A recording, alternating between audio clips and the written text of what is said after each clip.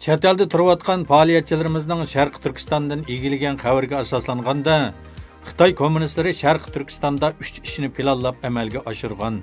Birinchi, atalmış tarbiyalash lageridagi Uyg'urlarni asosiy jihatdan ikki o'lkalarga yo'tkab qo'ygan.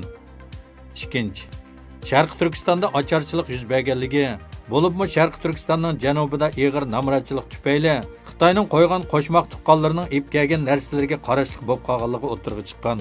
Uchinchi, Sharq Turkistonda 13 yoshdan 25 yosh oralig'ida qizlarning o'pka tuberkuloz bilan yo'qolinish ahvolining ig'irligi ma'lum bo'lgan. Buningga qarata Sharq Turkiston informatsion markazining raisi Abdujilil Qarqash bayonot e'lon qilib, Xitoy kommunistlarining har xil yo'llar bilan Sharq Turkistondagi qarindoshlarimizni yo'qotishning choralarini qilib, uni hech ikkilanmay amalga oshirayotganligi, dunyo Xitoyning bu razil qiyofatini oshkorlab, uningga chora qo'llanmasa, butun yer shariga ofat ib keladi dedi. Hammadan nuqsuzluq ko'z ko'ringan masala hozirgi jazo lagerlari bo'lib o'tirib chiqdi. Endi buning oldini olish uchun Xitoy yaqindan beri nurg'un ishlarni ilib beryapti. Bu nurg'unlarimiz aniq, ammo bu xalqaro vaziyatda, xalqaro masalalarda asosan o'tirib chiqmayotgan bir masala bo'lib qoldi.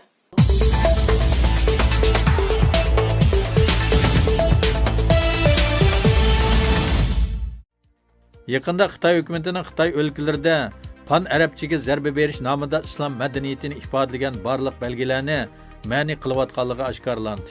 Yer shari vaqt gazetining xabarida Xitoy doiralari Xibey va Xaynan o'lkalarida ommaviy so'rinlar, jumladan oshxona va masjidlarda arabcha yoziqdagi shuarlarni birdek ma'ni qilib, oshxonalarning tomoq tizimligi, islomiy mahsulotlarda arabcha yoziq yoki diniy mazmunlarni ishlatganlar tekshirib bartaraf qilingan. Xaynan o'lkasining Saniya shahridagi bir hukumat amaldori bu vaqt so'z bo'lganda, o'zlarining 2018-yil noyabr oyidan boshlab shahardagi Tungallar rayonida maxsus tekshirish o'rnashtirganligini, bu jarayonda 50 necha o'rinda arabcha xat ishlatish qilmishini bayqaganligini aytib, bu xil tekshirishning bundan keyin yana davomli bo'lganligini bildirgan. Amerikadagi Xitoy o'qituvchi Ziyali Tingbiao bu haqda fikr qilib, bu Xitoy hukumatining diniy tozalash harakati, uning maqsadi kishilarning dini, milliy va madaniyat kimligini yo'q qilish degan.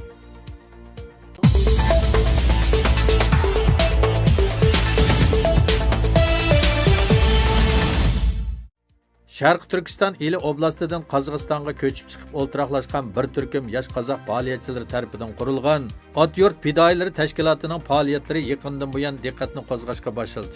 Mazkur tashkilotning Xitoyning jazo lagerlaridagi urug' tuqqanlarini qutuldirish uchun Qozog'istonda elib berayotgan faoliyatlari natijasida lagerdan bir qism qozoq tuqqanlarining qo'yib berilayotganligi ma'lum bo'lmoqda. Ularning orasida qozoqlardan boshqa yana oz sondagi Uyg'ur, Qirg'iz, Tatar va boshqa millat tuqqanlarning bor ekanligi ilgari surilmoqda. Otyurt fidoyilari tashkilotining boshlig'i Serjan qozoqlarning Xitoy hukumati tomonidan jazo lagerlariga qamalishida bir necha sabablar bor bo'lib, ularning biri qozoqlarning Uyg'urlar bilan yaqin va zich munosabati bo'lganligi, arz sungan Qirg'iz Uyg'urlarning soni kundan kuniga ko'payayotganligini bildirgan.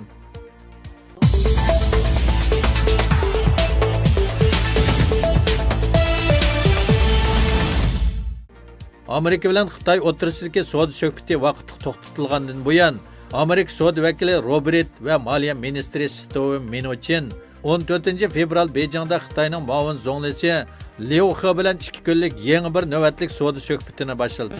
Bu haqda Amerika prezidenti Donald Trump Washington shahrida muxbirlarning savollariga javob berib, ikki taraf uchun bekitilgan 90 kunlik suruk mezgilining qarorli bo'lgan 2 mart kunini ozroq kechiktirish ehtimolining borligini bildirgan.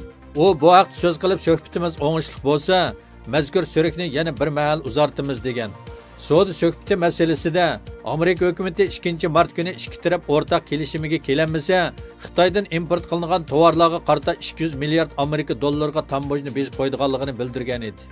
Bugun Donald Trump bu vaqtda so'z qilib, Xitoy bilan bo'lgan suhbatimiz o'ngishli bo'lyapti.